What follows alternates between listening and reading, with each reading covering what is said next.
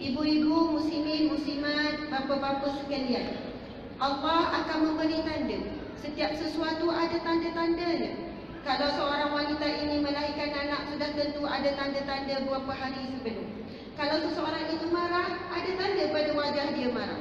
Kalau kita gembira, bahagia, ada nampak ciri-ciri wajah itu gembira, bahagia dan sebagainya.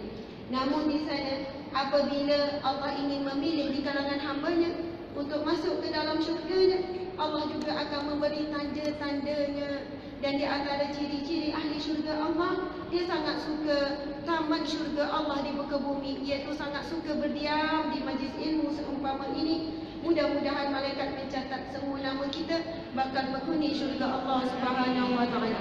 Amin ya rabbal alamin. Subhanallah, Allahu akbar. Sesungguhnya pertemuan kita pada pagi ini adalah satu perkara yang sangat membahagiakan. Lebih bahagia daripada kita dapat segunung emas, lebih bahagia daripada kita mendapat rumah yang besar atau kereta yang besar. Sepatutnya kita merasa lebih bahagia daripada mendapat seorang suami yang romantik ataupun seorang anak yang bijak, pandai dan sebagainya. Inilah hakikat bahagia yang sebenar bagi seorang manusia, bagi seorang mukmin ataupun muslim, orang yang Islam ataupun orang yang beriman. Mereka sangat bahagia bila dia menjadi tetamu Allah Subhanahu wa taala. Allahu akbar.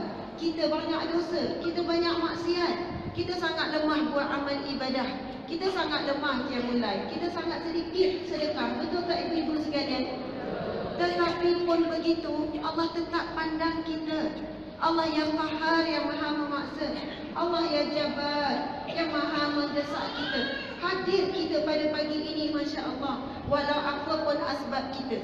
Mungkin ada yang datang nak jumpa Ustazah, nak selfie, nak bersalam. Apa pun niat kita datang, marilah sama-sama kita betulkan niat. Muslimin, muslimat sekalian, kita datang kerana cinta kita kepada Allah. Kita datang kerana cinta dan rindu kita kepada Rasulullah sallallahu alaihi wasallam. Allahu akbar.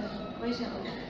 Dan kita datang kerana ingin bersilaturahim sesama umat Islam. Maka selepas ini, bila habis kuliah, bersalamlah kita kiri dan kanan, bertanyalah khabar.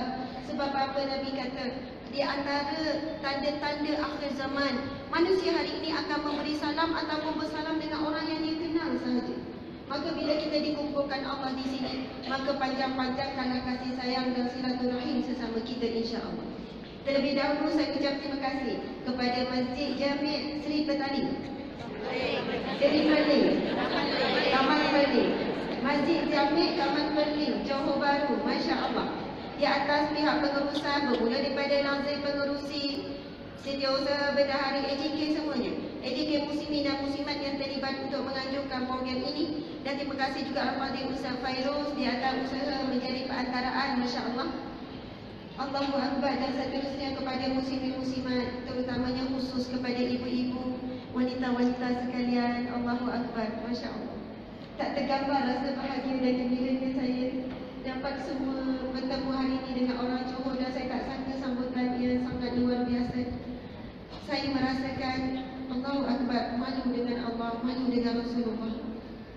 Rasa sangat malu sebab apa?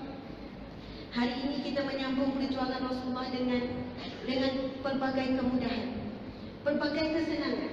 Tetapi Rasulullah mewariskan Islam, iman dan ihsan ini yang kita miliki dalam dada kita sekarang dengan air mata, dengan air darah dan air keringat.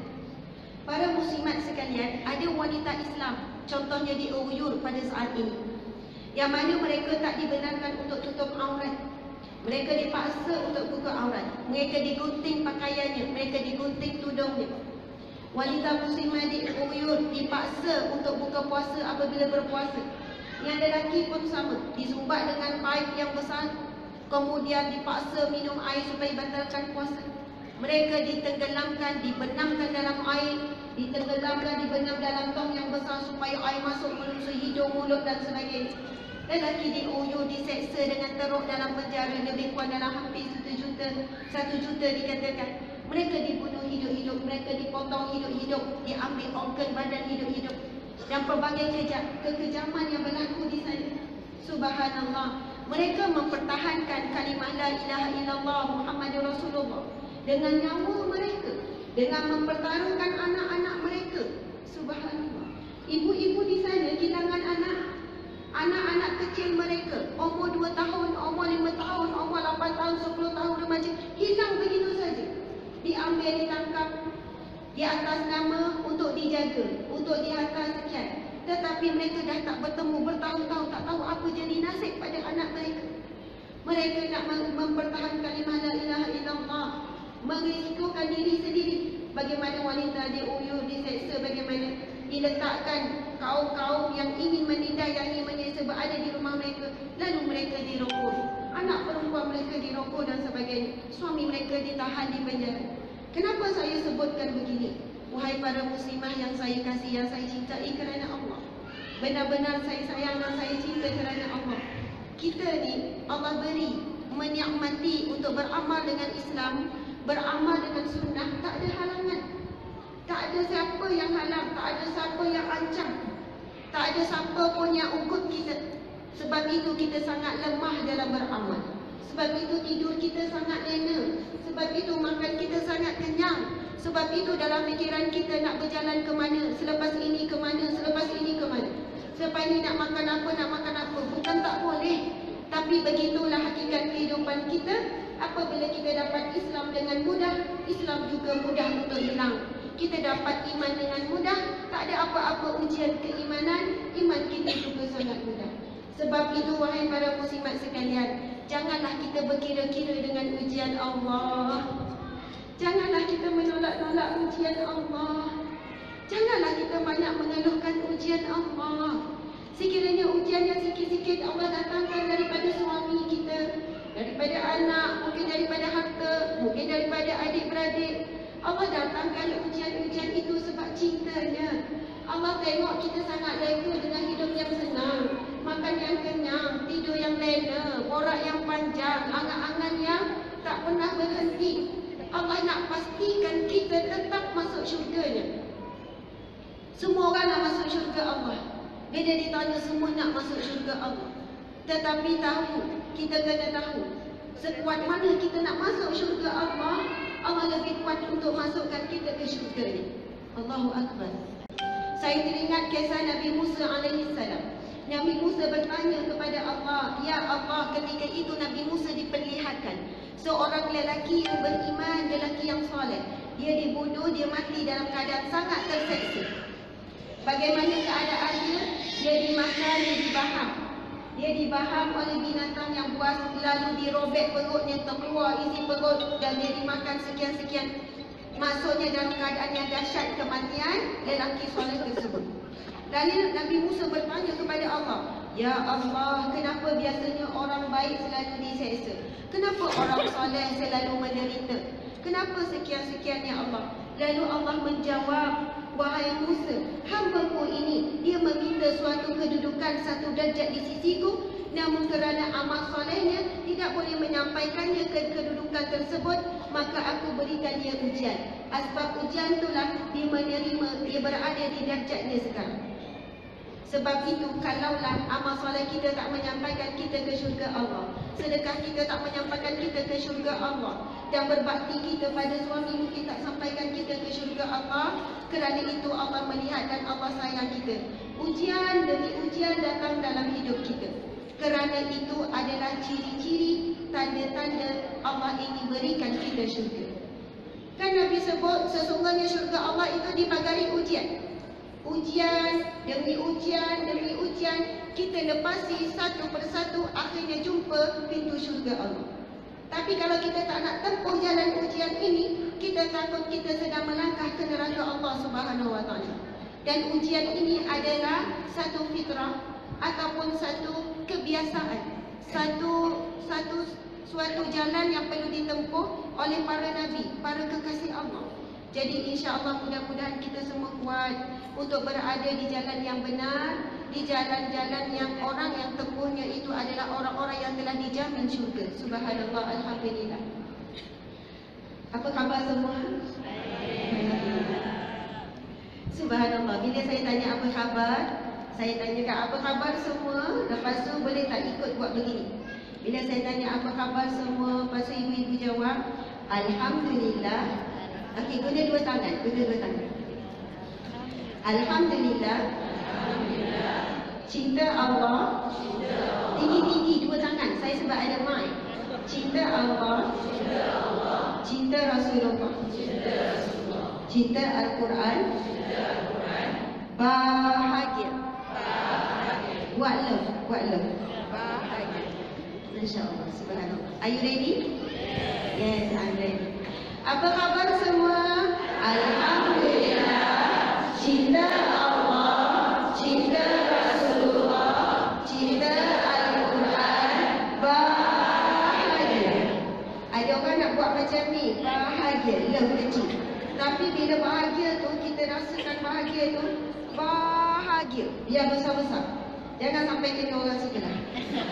Kita nak ulang lagi supaya pasak dalam hati kita erti bahagia yang sebenar. Walaupun ada di kalangan kita yang sedang menderita, saya nampak ada air mata yang mengalir tadi.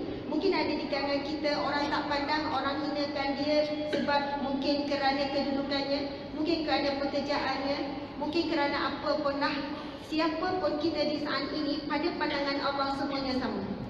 Apa pun pangkat kita, banyak mana ataupun sikit mana harta kita dan sebagainya, Masya Allah. Allah hanya pandang hamba-Nya. Allah sebut dalam Al-Quran, Inna akramakum indallahi atqakum. Yang paling mulia di kalangan kamu adalah orang yang paling bertakwa. Kita tak tahu siapakah di kalangan kita orang yang paling kuat takwanya, yang paling sabar, yang paling reza dengan ujian Allah. Asbab dia rahmat Allah turun untuk kita semua. Mungkin orang tu kita nampak pakaiannya lusuh saja, pakaiannya itu tidak ada langsung ciri-ciri untuk dihormati dan sebagainya, tetapi dia sangat dimuliakan, bahkan penduduk langit memujinya. Masya Allah, Allahu Akbar. Saya tanya lagi sekali ya, ataupun dua kali. Boleh jawab dengan semangatnya. Dah ingat tu ya, cinta Allah, cinta Rasulullah, cinta Al-Quran, bahagia. Okey, duduk tegak. Tarik nafas. Baru dapat umur 10 tahun. Tinggal macam patah kan. Okey. Wahai bakal ketua bidadari syurga Allah. Amin. Apa khabar semua? Alhamdulillah. Cinta Allah, cinta Rasulullah, cinta Al-Quran, bahagia. Masya Allah, subhanallah, Allahu Akbar. Ibu-ibu, kadang-kadang saya buat perkara ni pada diri saya. Bila saya rasa sedih, saya rasa pilu, ada ujian Allah dan sebagainya, saya cuba pasak dalam hati saya baik-baik saja. Selagi mana saya ada cinta Allah, ada cinta Rasulullah, ada cinta Al-Quran, itulah erti bahagia yang sebenar. Sebab kadang-kadang kita rasa suami yang baik itu akan membahagiakan kita. Tapi ramai mana orang ada suami yang baik, dia belum cukup bahagia. Dia nak suami dia kaya pula. Dah dapat suami dia kaya, dia belum bahagia. Dia nak suami dia romantik pula. Dia tengok dalam Facebook kawan-kawan dia update, dapat hadiah hari lahir dia tak dapat, dia lupa tentang kebaikan suami dia. Kita tak akan jumpa bahagia yang sebenar selama mana kita mencari pada makhluk Allah. Sebab Allah yang Khalik yang ciptakan rasa bahagia. Allah yang Khalik yang ciptakan suami kita dengan lemah, anak kita dan sebagainya. Sebab itu akhirnya kita mencari erti bahagia kita dengan Allah. Kita melahirkan anak, ibu-ibu sekalian. Saya 7 kali lah melahirkan anak, 2 kali keguguran, Masya Allah. Kalaulah saya nak ingat balik sakit bersalin, walaupun yang kecil tu baru 3 bulan, hari tu Caesar yang kecil tu. Kalau ingat-ingat balik, memang sakit tu terlampau sakit, sangat-sangat sakit. Lepas Caesar tu kita tak boleh nak bangun, tak boleh gerak, batuk sakit, sedawa sakit, semua sakit. Bila nurse kata, Ustazah bangun, Ustazah nak bangun, macam mana nak bangun ni, sakit terlampau ni. Suruh berjalan pula, ya Allah. Saya rasa macam tu tak tertanggung dah rasa sakit dan sebagainya. Tetapi ketika hari ini bila saya bercakap ni, saya dah lupa dah sakit tu macam mana. Saya dah tak ingat dah sakit tu macam mana. Tapi kita ingat ingatan, tapi rasa tu dah tak ada dah. Tetapi bila kita ingat Allah tidak pernah melupakan sakit kita. Allah sangat menghargai kita. Allah ya Syakur yang maha menghargai. Walaupun kita berusaha lah cerita dekat suami, bang, kalau awak nak tahu sakit bersalin, macam kena hiri-hiri dengan pisau. Kalau awak nak tahu sakit bersalin gini, dia pun muka kerut je. Sakitnya. Kadang mungkin seorang suami ni lepas tengok teruknya isi bersalin, dia berjanjilah kan, InsyaAllah abang tak sanggup terus sangat tengok. Ya Allah, abang janji akan jadi suami yang baik. Abang takkan lagi kecilkan hati awak. Abang akan jaga betul-betul. Lepas 2 jam, tidur. Contohlah, dah ngantuk, tidurlah. Betul tak? Akhirnya kita keseorangan juga menanggung rasa sakit. Allahu Akbar.